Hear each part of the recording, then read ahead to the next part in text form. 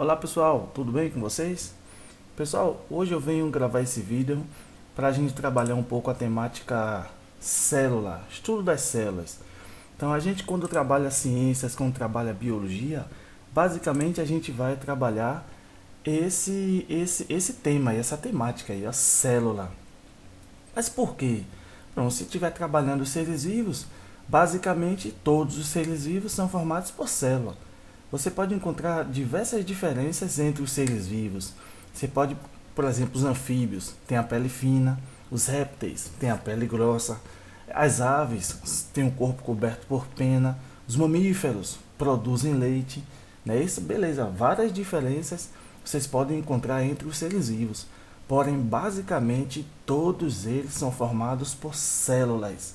Alguns formados por apenas uma célula, outros formados por diversas células, milhões de células, bilhões de células.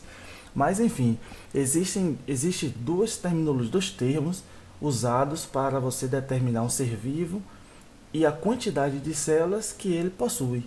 Então não precisa você ter preocupação, não precisa você se preocupar em saber quantas células exatamente determinado ser vivo possui, né? Basicamente você classifica ele como um ser vivo que possui apenas uma célula na organização do corpo, que são chamados de unicelulares, ou então, se você tiver conhecimento que aquele ser vivo possui mais de uma célula na organização do seu corpo, você considera ele como multicelular ou pluricelular. No caso nosso, ser humano, nós somos classificados como pluricelulares ou multicelulares, porque nós somos formados, ó, o nosso corpo, o nosso organismo é constituído por mais de uma célula, por bilhões de células, entendeu? Já, por exemplo, uma bactéria, um protozoário, algumas algas, alguns fungos, esses quatro grupos aí de seres vivos são classificados como unicelulares, ou seja, o corpo deles, a estrutura corporal deles é formado por apenas uma célula só. Valeu? Então tem esses dois termos aí que vocês precisam colocar na cabeça. Seres unicelulares possuem apenas uma célula, seres pluri ou multicelulares possuem mais de uma. Então quantas mais de uma não importa, entendeu? Ele ter mais de uma célula já é suficiente você considerar para classificar como multicelular. Vamos embora. Pessoal, quando a gente estuda aí as células, a gente pensa automaticamente no microscópio. Porque é justamente esse equipamento aí, ó, o microscópio, que vai permitir que o pesquisador tal estude essa estrutura, né, com maior precisão. Porque olha lá, o olho humano tem limite de resolução de 0,2 milímetros. Né? Então não tem capacidade para se estudar a célula, né? A estrutura celular, os elementos que estão ali presentes dentro da célula, no citoplasma, a membrana plasmática, a composição química de uma célula. É isso, então não tem, o nosso olho não tem essa capacidade de resolução a tamanhos muito pequenos, né? Então, com o tempo, os pesquisadores construíram um equipamento que facilitou esse estudo. Né? Isso então é um microscópio, ó. E isso há muito tempo atrás, ó, 1590. Então, em 1590, esses pesquisadores aqui, ó, acompanha aqui o cursor, Franz e Zacarias Janssen, eles inventaram o primeiro microscópio. Como é o primeiro microscópio? Então é algo muito simples, algo muito rudimentar, né? Sem muitas estruturas, assim, né? Sem muita capacidade de aumento, mas de certa forma já era o início, né? Já era o início para a ampliação desse equipamento que é, na realidade, muito importante para a ciência. Então, em 1665, essa data aqui é bastante importante, ó, porque foi justamente nesse período que esse pesquisador, Robert Hooke, usou o microscópio para observar e desenhar pequenos objetos, animais e plantas.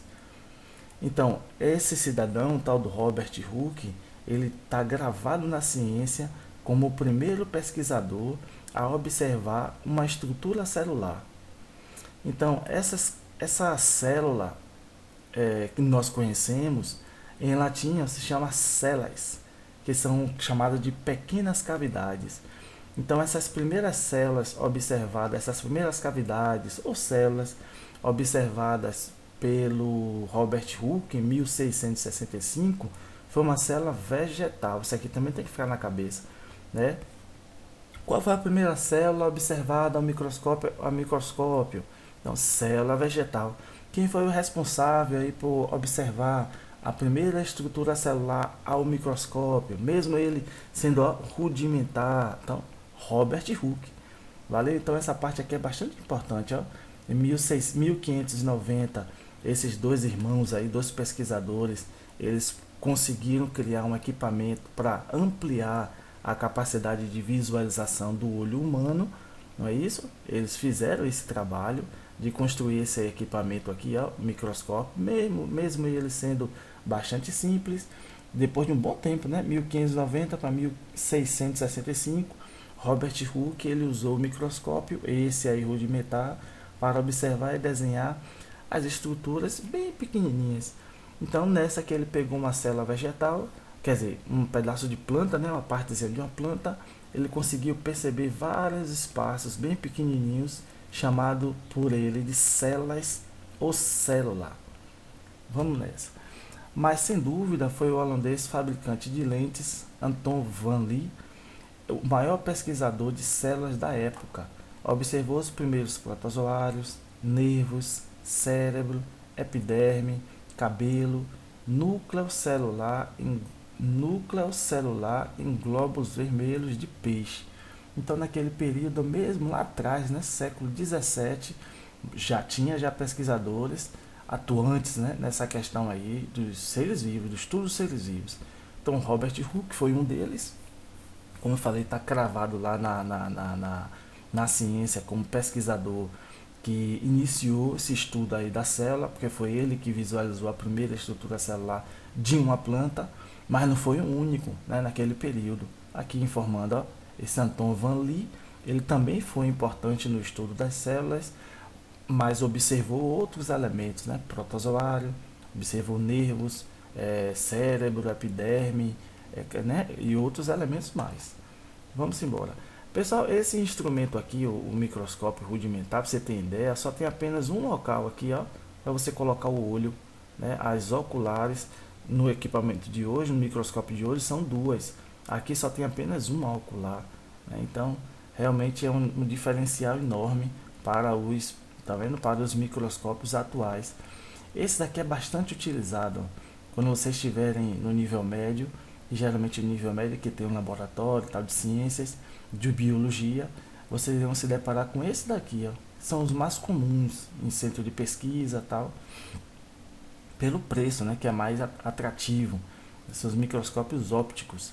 A resolução é bastante suficiente, 1600 vezes. Aqui você consegue ver quase tudo.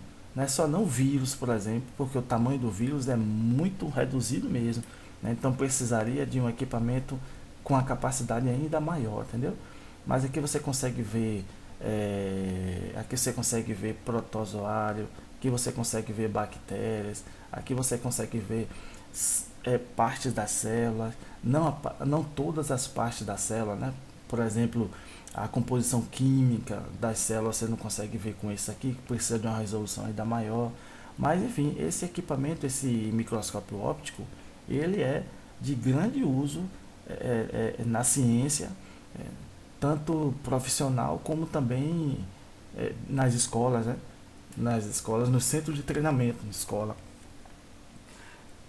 Pronto. Aí saindo do óptico, a gente tem aqui o eletrônico. É realmente um microscópio ainda mais potente em relação ao óptico. Você tem aí um aumento de 1 milhão de vezes. Aqui você tem 1600 vezes. E esse daqui você passa de 1 milhão, tá vendo? Aumento de 1 milhão de vezes. Olha o tamanho desse gigante aqui, ó. Esse aqui tudo é microscópio. Olha a diferença desse rudimentar. Ó, bem simplesinho, né? Foi o primeiro a ser construído, a ser produzido, para esse daqui, é o gigantão. Esse aqui é difícil você ver em escola, não tem condições, porque isso aqui é muito caro. Ó. Isso aqui só em centro de pesquisa realmente renomado, como Fiocruz, Instituto Butantan, esses centros de pesquisa aí tradicionais, né, que trabalham em busca de cura de doenças, vacinas e por aí vai. Então é realmente um equipamento bastante completo e complexo, né, e capaz de fazer aí o aumento diversas vezes, de milhões de vezes, daquilo que está se observando. Então, tipo de microscópios mais usados são esses dois, o óptico e o eletrônico. Teoria celular. Então foi como eu falei no primeiro slide, pessoal. Você pode perceber diferenças diversas entre os seres vivos. Um coberto com pena, com o corpo coberto por pena, outro com a pele fina, outro com a pele grossa, um produz leite, outro come capim, outro é carnívoro, né, diversas diferenças aí entre os seres vivos. Mas algo que é comum entre eles é justamente isso daí, ó. São formados por célula. Todos eles são formados por célula. Pode ser que tenha uma célula, como falei lá no início, pode ser que tenha bilhões de células, mas independente. Tem célula, é um ser vivo. Quer ver um exemplo? Eu moro em uma casinha e o cidadão lá mora em uma mansão. Pronto, eu moro em uma casa, ele mora também em uma casa. Só que a casa dele tem mais blocos, né? A casa dele tem mais células, digamos assim, né? É só um exemplo. E a minha tem menos células, mas tem célula, entendeu? Não deixa de ser uma casa, porque ela é feita por bloco, ela é feita por célula, digamos assim, entendeu? Lá na casa dele tem milhões de células, mas enfim, é formado por célula, é casa também. A minha é menor, a dele é maior, mas não importa. Um protozoário, por exemplo, é formado por uma célula e nós, seres humanos, somos formados por bilhões de células. Então, ele é um, ele é um ser vivo, eu também sou um ser vivo. Agora, no caso nós, seres humanos, somos mais complexos, né? Ele é mais simples, mas independente disso, não deixa de ser um ser vivo. Tá bom? Diferente de um vírus. Bora colocar como exemplo aí o tal coronavírus. Ele é um ser vivo? Não é um ser vivo. Entendeu? Por que o coronavírus não é? Porque o coronavírus não é um ser vivo? Por conta disso, ó, porque não contempla a teoria celular. Observe que a teoria celular diz: todos os seres vivos são formados por célula e os vírus não são formados por célula. Entendeu? Por sua vez, ó, não são seres vivos. Se, pronto, bora voltar para casa. Você lembra da minha casa que tinha poucos blocos? A mansão lá do cidadão tem muitos blocos, beleza. A casa dos vírus é feita de palha. Mais ou menos isso aí, entendeu? Para você fazer a comparação. A casa dos vírus é formada por palha, não é formada por bloco. Então não é ser vivo, entendeu? Só é ser vivo se a casa for formada por bloco. Se a estrutura do corpo do indivíduo lá for formada por célula, tá bom? Então não se engane não. Se tiver lá qualquer situação, exemplo de seres vivos, colocou vírus no meio do caminho, cai fora. Porque não são formados por célula, então não podemos classificá-los como seres vivos. As células se originam de outras células pré-existentes. Muitas passagens, pessoal, a gente acha até óbvia, né? Como essa aqui, ó. As células se originam de outras células, né, pré-existentes. Pô, beleza, claro que sim. Mas isso hoje, né? Hoje é século XX. É, é, século XXI, perdão, século XXI. 2020, né? Século XXI. Então você tem aqui no século XIX, esses pesquisadores aí já buscavam certas respostas para muitas dúvidas que tinham naquele período. Hoje tudo é lógico, hoje tudo é claro que sim, mas e antes, para se obter certas respostas, não foi tão fácil assim não. Precisou muito de tecnologia, precisou de muito estudo para buscar o que nós sabemos hoje. Não é isso? Então, certas passagens podem ser até lógicas, mas isso hoje, né, visualizando a situação tecnológica de hoje. Vamos nessa. Antes, para você ter ideia, pessoal, antes para você ter ideia, os pesquisadores consideravam, sabe o seguinte, que um ser vivo, ele não surgia de um outro que já existe, né? Uma célula não existe de uma outra pré-existente, de uma outra que já existe. Eles consideravam antes, sabe o quê? Que um ser vivo, por exemplo, surgia a cada 21 dias, quando você coloca, botar um exemplo, uma camisa suada, com farinha de trigo em um canto escuro por 21 dias. Segundo esses pesquisadores, iriam surgir barata, iriam surgir rato, iriam surgir formiga, iriam surgir diversos outros seres vivos. Né? Segundo eles, em função do tempo, 21 dias, e a condição daquela camisa, ó, suada, no escuro, com farinha de trigo. Como se fosse uma receita, né? Para dar origem a um ser vivo. E não é uma receita, realmente ele surge de um outro. Hoje a gente sabe que um rato, ele surge da fêmea, sabe que nós viemos de nossos pais, sabemos que, enfim, né, todos os seres vivos, eles surgem daqueles que, dos seus genitores, né, dos pais lá tal, que gerou. Você entendeu? Outros pesquisadores também consideravam o seguinte, ó, uma folha, você tem ideia que coisa? Uma folha, quando cai no rio, uma folha, quando cai no mar, se transforma em peixe. É o absurdo da época, né? É o absurdo da época, quando não se sabia de nada. Mas com o estudo, com o aprimoramento aí das ideias, se chegou a esse ponto aqui, ó. As células se originam de outros de outras células pré-existentes. É assim, eu não julgo de forma absurda esses pesquisadores que, né, viveram anteriormente a esse período aqui, ó, a 1858, bem lá atrás, sem muita tecnologia, por conta disso, por conta da ausência de recursos para eles poderem chegar até uma resposta convincente, uma resposta real, uma resposta verdadeira, né, correta. Então, assim, eles iniciaram o estudo e outros que vieram depois, numa época diferente, né, numa época cuja tecnologia fosse mais desenvolvida, né, que desse ao pesquisador capacidade para chegar até uma resposta convincente. Né? Então, esses aqui, os mais atuais, digamos assim, ganham crédito, né? Mas aqueles lá atrás, digamos assim, ó, entre aspas, falaram besteira, mas foram necessários para que esses atuais chegassem a um denominador comum correto. Né? Correto. Pronto, mas o que é a célula? Foi como nós vimos lá atrás. A célula é a estrutura básica dos seres vivos. A menor unidade da matéria viva pode existir de maneira independente e ser capaz de reproduzir-se. Sua estrutura básica compõe-se de, olha lá, ó, membrana plasmática, a estrutura básica, né? Que ele está dizendo, ó, a estrutura básica. Não quer dizer que a célula ela é formada por apenas esses três elementos, né? Basicamente, qual é a estrutura de uma célula? Então tá aí. Membrana plasmática, citoplasma e o núcleo. Essas são as três estruturas básicas de uma célula. Porém, você vê aqui, ó, internamente a ela, vários outros elementos, né? Vários outros elementos. Aqui dentro você tem as organelas. Então, quais são as organelas presentes aqui? São em média 8.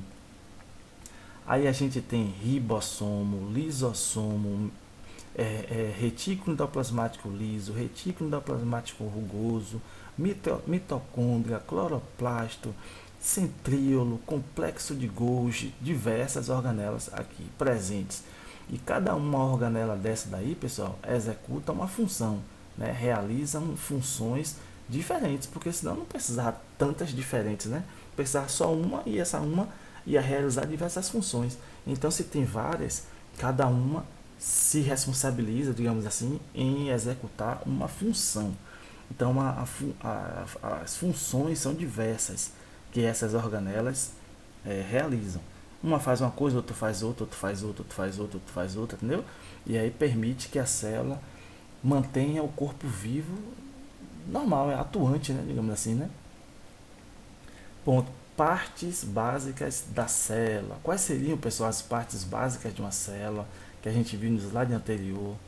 As básicas. Então você tem aqui, ó, membrana plasmática, essa parte aqui que protege, né? Protege a célula, membrana plasmática, citoplasma, que é essa parte interna aqui, ó, citoplasma, a parte interna, e o núcleo, essa região central.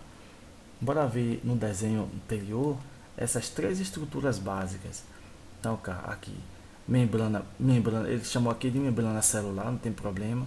Pode ser classificada como membrana plasmática também. Membrana celular ou membrana plasmática. essa parte de fora aqui, ó, essa estrutura que protege externamente a célula.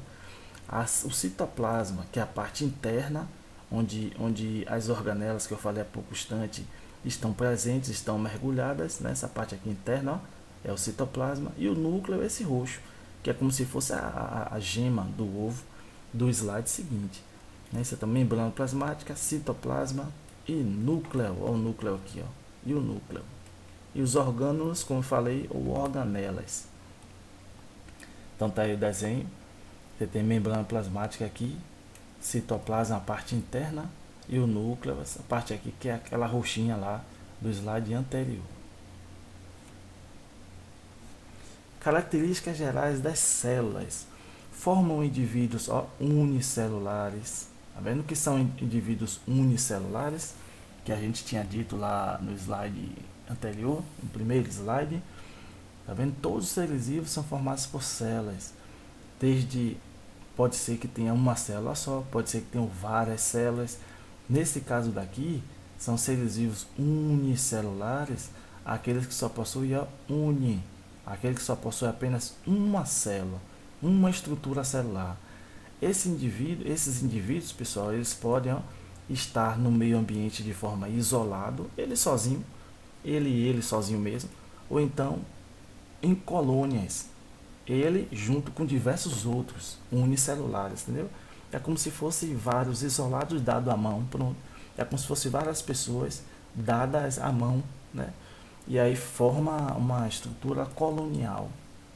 Digamos, se você está sozinho, um ser vivo isolado, você só, e um ser vivo em colônia, dessa forma aqui, né, colônia, você dado à mão com vários, né, várias pessoas.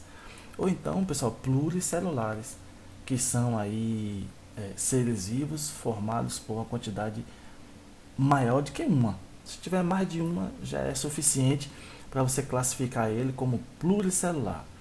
Podem ser macro ou microscópicas. Macro são aqueles seres vivos que você consegue ver, né? É uma célula que você consegue ver, macroscópica, ou então uma célula microscópica, né? Microscópica, micro é pequeno, né? Macro é grande.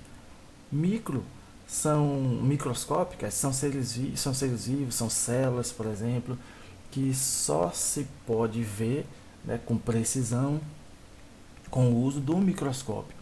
Podem ser células procarióticas, ó. As células podem ser procarióticas, sem carioteca.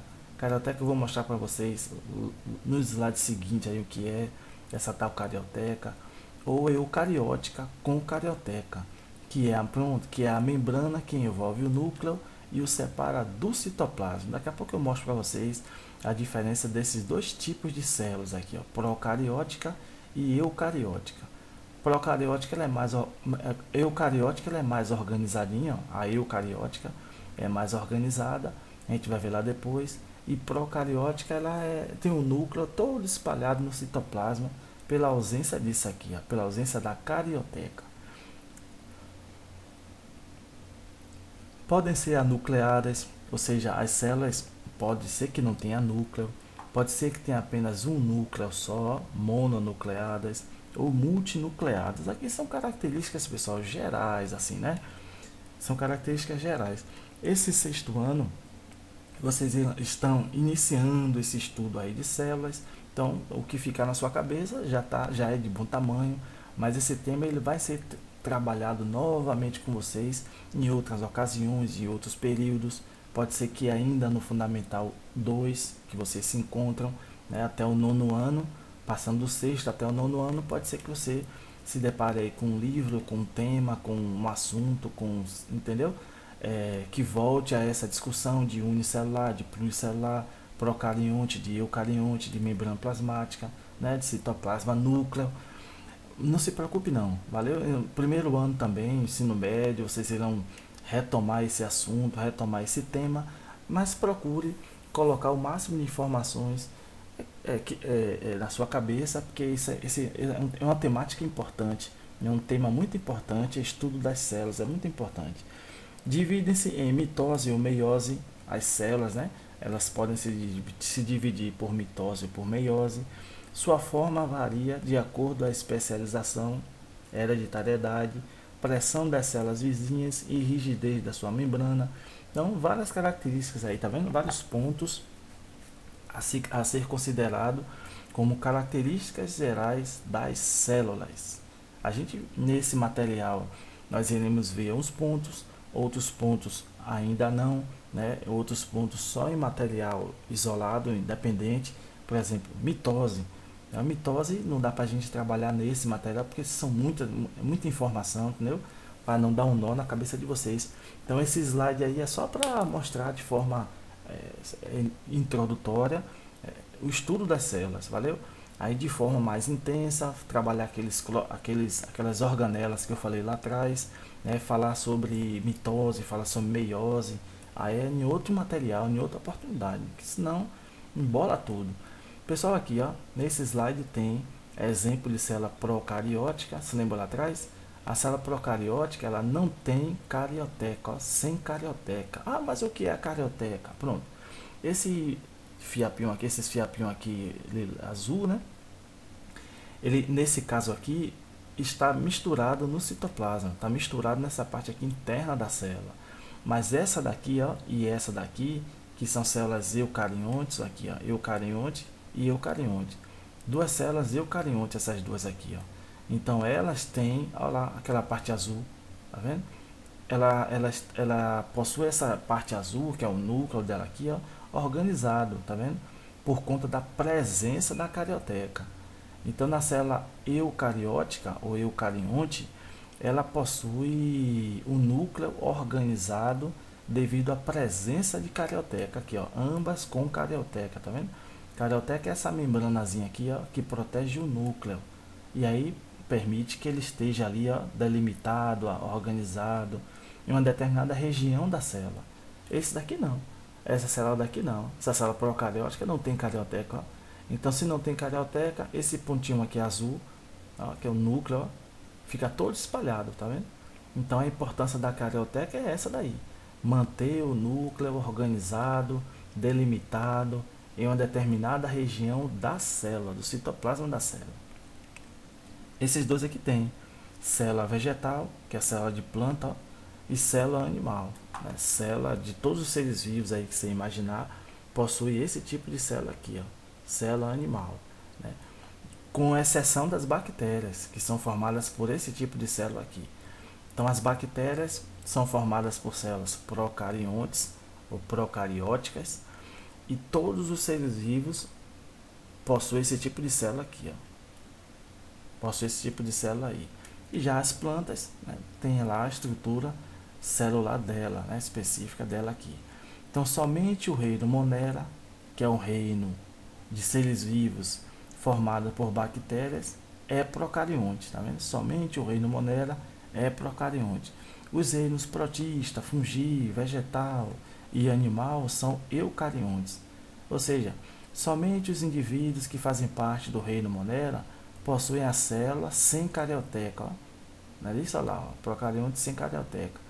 E já os reinos seguintes, né, os outros reinos, como protista, fungi, vegetal e animal, possuem carioteca, tá vendo? São eucariontes, ó, eucariontes aqui embaixo, eucariontes aqui também, e aqui, ó, com carioteca.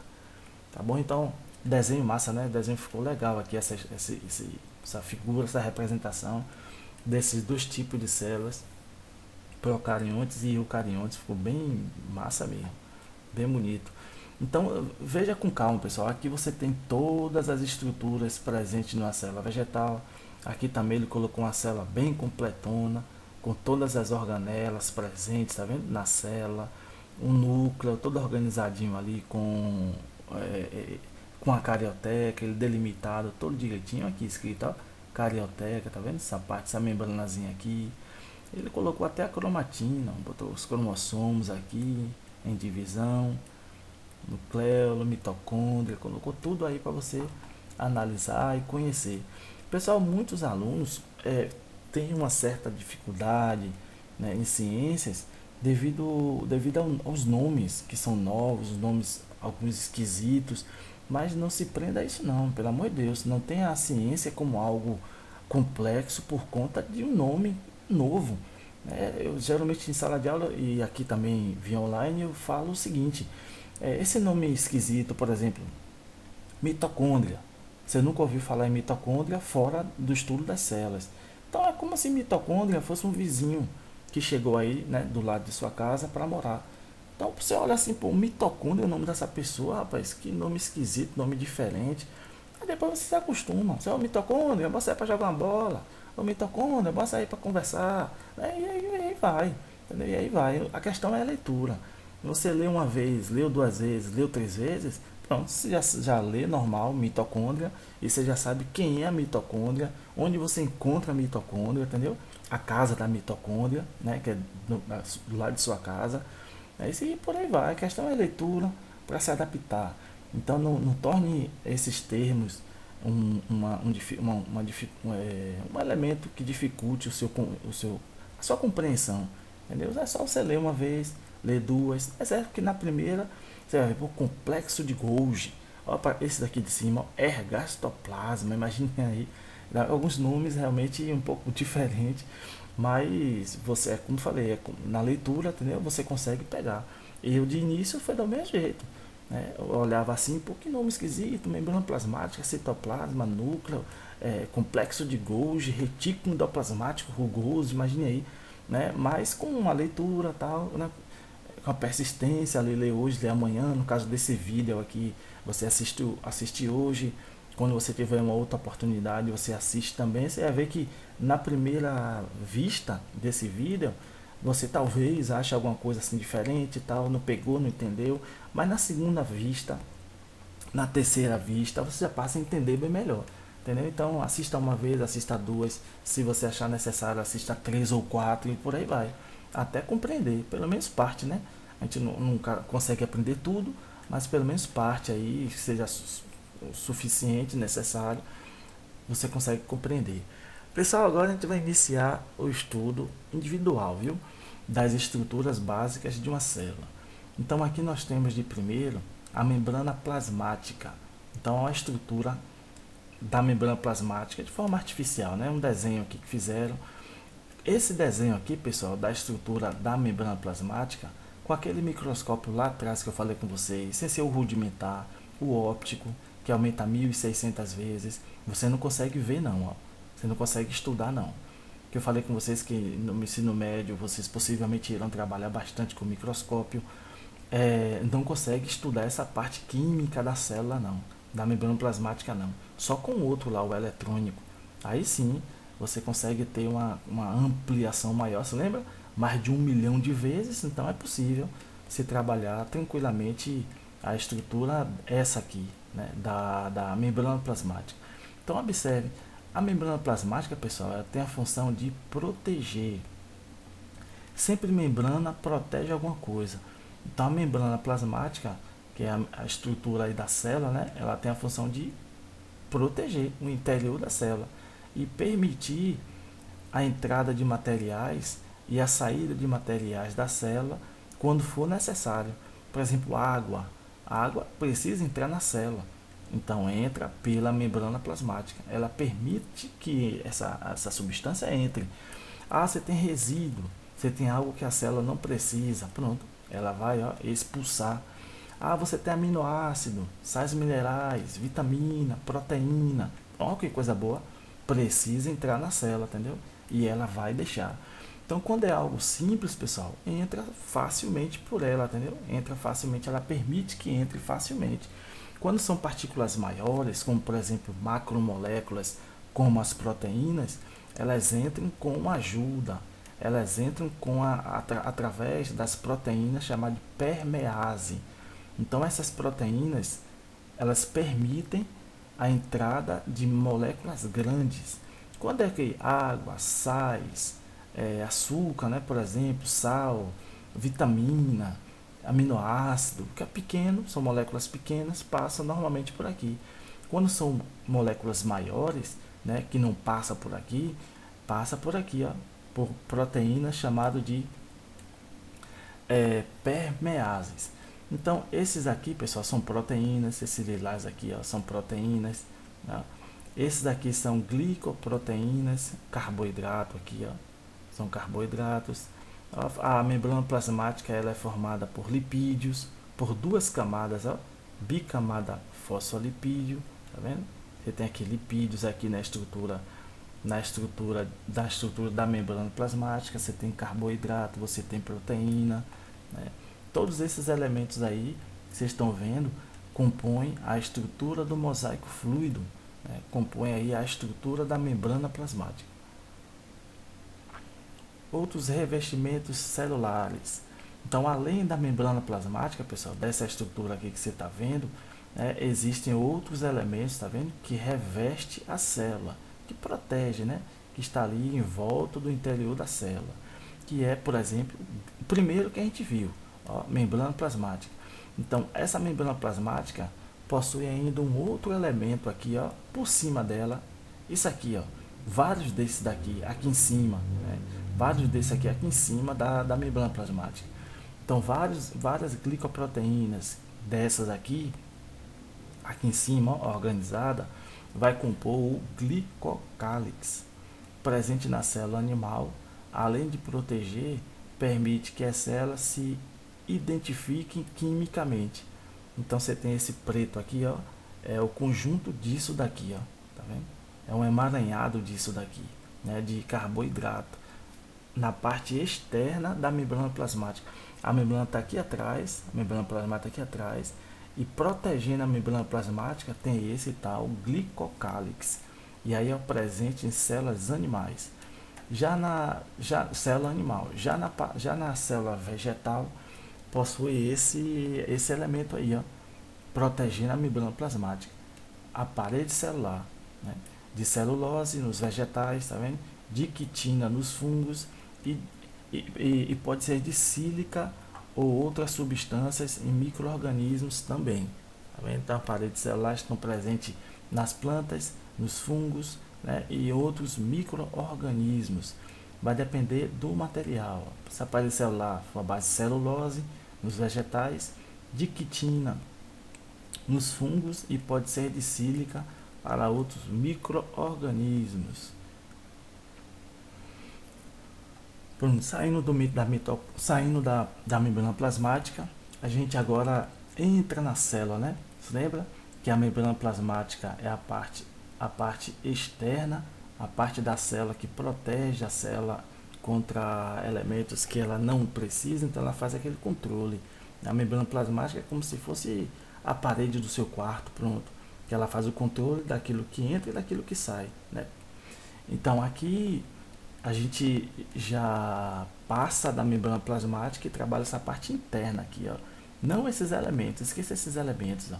Na parte azul, quando a gente sai daqui, ó, da membrana plasmática, aqui eu tô aqui, ó. A gente passa desse fiozinho aqui preto aqui, ó, que é a membrana plasmática. Entrou aqui, pronto, a gente já está nessa parte azul chamada de citoplasma. Tem outros nomes também, hialoplasma ou citossol. Aqui dentro, pessoal, não é líquido, totalmente líquido, porque existem outras substâncias presentes aqui nela, que deixa a consistência dela gelatinosa aqui dentro, ó. Porque algumas pessoas perguntam, mas aí dentro da célula que é água? Tem água, mas não apenas água, entendeu? Possui outros elementos, como proteína, aqui escrito, ó, proteína, íons, substâncias necessárias na síntese de moléculas orgânicas. Aqui possui diversos elementos aqui no interior da célula, né? Você tem água, você tem proteína, você tem carboidrato, você tem aminoácido, você tem diversos elementos aqui que permitem que a estrutura interna da célula não seja totalmente líquida, né? Tem uma certa consistência, então consistência gelatinosa, assim, entendeu? É mais ou menos naquela mesma consistência da gelatina, naquele sentido ali, não um líquido totalmente líquido. Pronto, então tá aí o citoplasma de uma célula. E todas as células têm citoplasma, porque basicamente as células têm o que? Membrana plasmática, citoplasma e núcleo, né? A membrana plasmática nós já vimos, que é a parte ali externa que protege o fluxo de materiais que entra e sai da célula, faz aquele controle, né? Aquilo que entra é aquilo que sai. Vai entrar quando ela quiser, quando ela permitir, vai sair quando ela permitir também. Então aqui você tem outros dois tipos de célula. Essa aqui é uma célula vegetal e essa aqui é a célula de um protozoário. Então todas elas, independente da célula que for, se for célula animal, célula vegetal, célula de um protozoário, ela terá essa parte aqui, ó. Ela terá o citossol ou citoplasma aqui. Essa parte rosa aqui é o citossol. Núcleo celular. Pronto, aí para fechar as três partes da célula, você tem o que? A membrana, se lembra? Membrana plasmática, você tem o citoplasma e você tem o núcleo. Na célula procariótica, se lembra lá, pessoal? Na célula procariótica, ela não tem o que na célula procariótica? Não tem a carioteca. Então, a carioteca é uma estrutura que protege o núcleo, né? Já na célula eucariótica, animal e vegetal, essas duas sim possuem a carioteca. Então, se possuem a carioteca, né, o núcleo está ali, ó, protegido. Então, o que é que tem no núcleo, pessoal? O núcleo é como se fosse a máquina, quer dizer, como se fosse a bateria de uma máquina. Então, a máquina ela vai ligar quando a bateria estiver funcionando de forma adequada, né? Nesse caso aí, o núcleo ele funciona como um elemento de divisão celular. As células elas precisam se dividir para se renovar. Então, o núcleo é que vai permitir essa divisão celular, né? Essa renovação celular. No núcleo também, pessoal, é algo importante estar frisando aqui com vocês, além dessa questão aí da divisão celular, né, que o núcleo permite que a célula execute, aqui dentro do núcleo também possui material genético. Aqui no núcleo tem o que? Tem cromossomos aqui. No núcleo ele tem material genético como DNA, aqui tem RNA, entendeu? Então as células, quer dizer, o núcleo ele é uma parte bastante importante aí para a célula, hein? Ele permite que a célula se divida, ele permite que esse material genético esteja ali presente, como DNA, como falei, cromossomos, RNA, estrutura responsável pela coordenação das atividades celulares e pela sua divisão, né? Pela coordenação foi como eu falei, é como se fosse uma bateria de uma máquina. Então ela vai ali estar sendo bastante importante para essa máquina estar em funcionamento. É ela que vai coordenar, tá vendo? As atividades celulares. Parte do núcleo, carioteca, que é a parte mais externa, né? Onde protege o núcleo em si, é a membrana que envolve, tá vendo, o núcleo das células eucarióticas e o separa do citoplasma. Origina-se do retículo endoplasmático, não tem capacidade de regeneração e mostra-se constituída por uma membrana externa impermeável e com poros e uma interna constituída, uma interna contínua e seletiva. Cariolinfa, semelhante ao citoplasma, presente no núcleo, né? Chamado de cariolinfa, é a parte interna.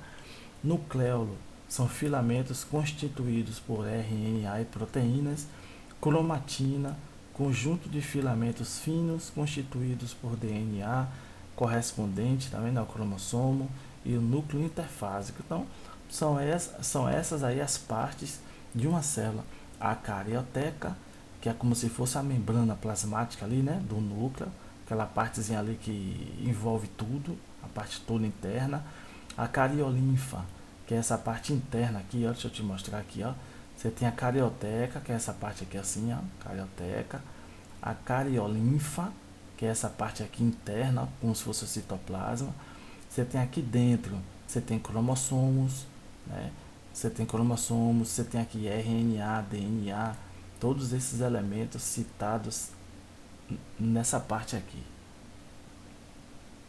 Olha lá. Poros na carioteca, ó, cromatina, que são cromossomos aqui em divisão. Você tem aí o nucleolo, que é uma parte presente aqui no núcleo interno, estrutura nuclear interna, envoltório nuclear externo, tá vendo? Como ele tinha falado lá, ó, você tem o envoltório nuclear, que é a carioteca, você tem um envoltório interno, estrutura interna, você tem os poros presentes aqui na carioteca, você tem essa parte interna aqui, ó, essa parte interna chamada de cariolinfa. Na cariolinfa a gente encontra esses elementos aqui, a cromatina, cromossomos, e aqui dentro você vê RNA, aqui dentro você vê DNA, então é isso. O núcleo ele é um elemento importante para a célula porque permite a divisão celular e possui esses elementos genéticos, né? Tanto o DNA como o RNA. Aí eu trouxe para vocês aqui um conjunto de cromossomos. E esses cromossomos estão aqui, ó, presentes nessa região aí do núcleo, né? Então nós, pessoal, possuímos 46 cromossomos ou 23 pares. Aqui tá vendo o par, esses dois aqui, né? O par 1, par 2, tá vendo? Par 3, par 4, né? Par 5, então são 23 pares de cromossomos, né? E uma pessoa normal, quer dizer, uma pessoa sem síndrome, né? A pessoa sem síndrome possui 46 cromossomos. Já uma pessoa com síndrome significa dizer que ela possui uma alteração no número disso aqui, ó, no número dos cromossomos que ela possui, uma alteração no cariótipo dela. Então, por exemplo, uma pessoa com síndrome de Down, ela tem uma alteração no par 21. Olha ele aqui, é o par 21. No lugar de ter 2, para uma pessoa com síndrome de Down, tem 3, entendeu? E não deve ter 3. Tem que ter 23 pares, cada uma região aqui é com 2, né? Essa aqui com 2, essa posição com 2, essa posição com 2, essa posição com 2, tal, até dar 46. Se uma pessoa aparecer com mais um, por exemplo, 47, aparecer mais um aqui, ó, no par 21, gera uma síndrome. Então, uma pessoa com síndrome é uma pessoa normal, mas, né, possui um número de cromossomos maior do que deveria. Aí apresenta uma certa alteração, como as pessoas que têm a síndrome de Down, né? Você tem outras síndromes também, a síndrome de Patau, quando vem aqui, ó, mais um cromossomo nessa região aqui do par 13, era para vir apenas 2, e aí apareceu mais um erro genético, apareceu mais um cromossomo aqui, né, no par 13, aí gera uma outra síndrome chamada de síndrome de Patau. E existem diversas outras síndromes, todas elas nesse sentido, né, de mais um cromossomo estar presente em um determinado local, que deveria ter apenas 2 e passa a ter mais do que 2. Ou então situações que venha menos, né, ter que ter 46, certas pessoas possuem 45, entendeu? Aí gera também uma alteração. Tem que ter 46 para ser aí dentro do normal, né, digamos assim, quanto ao número de cromossomos. Quando esse número se altera em certas pessoas, por motivo de alteração genética mesmo, por questão genética mesmo, passa a ter alguma situação aí na pessoa, tá bom? Então, pessoal, com esse slide aqui eu termino a minha colocação aí de hoje. Nas próximas aulas eu irei estar colocando mais temas, como esse tema aí, célula, é um tema muito grande, eu vou trazer ainda mais situações para a gente trabalhar, valeu? Por exemplo, células unicelulares, seres vivos unicelulares, seres vivos pluricelulares, o que são isso aí, né? Para você botar na sua cabeça, não tirar. Seres procariontes, seres eucariontes, você tem aí membrana plasmática, citoplasma, núcleo. A gente continuar debatendo aí sobre esses temas, né? Para você futuramente lembrar, né? E conseguir se ampliar, né, o seu conteúdo, porque essa parte aqui é a base, né? Você está adquirindo aí a base para posteriormente dar sequência aí no seu conhecimento, dar sequência nos seus estudos, na sua formação. Valeu? Então foi como eu falei antes. Se pegou muita coisa, beleza. Se não pegou muita coisa, aí você faz aquela análise. Poxa, não entendi muita coisa não. O que é que eu vou fazer? Volta o vídeo de novo. Talvez não agora, né? Talvez não agora. Dá um tempinho, dá uma descansada, descansamento, tomar uma água. Volta depois para assistir novamente esse vídeo. que você assiste, como eu falei, assiste uma coisa nova, né? Talvez você não pegue tanta coisa, mas você assiste duas, assiste três, se possível até mais. Não vejo necessidade de assistir tantas vezes assim, mas pelo menos duas vezes para você estar ali iniciando a compreensão. Valeu? Um grande abraço para vocês e até mais. Bons estudos!